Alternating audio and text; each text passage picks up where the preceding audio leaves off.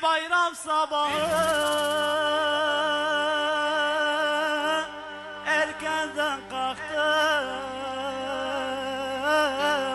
herkes gibi baba kardeş aradım.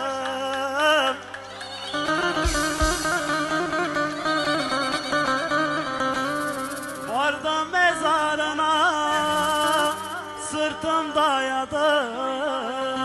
Özledim baba,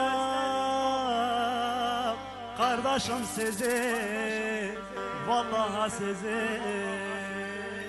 Vardım mezarına, sırtım dayadım. Özledim babam, kardeşim sizi, vallahi sizi.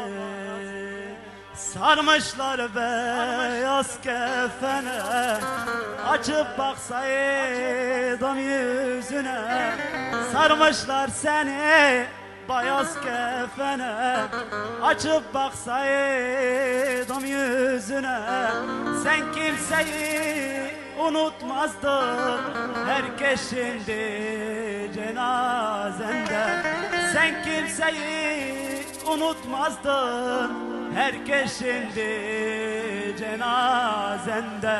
Etme baba, gitme baba, bizleri terk etme baba. Yalvarırım yüce Allah, kimseye yetim bırakma. Yalvarırım yüce Mevla, kimseye anasız koyma. Laksallu!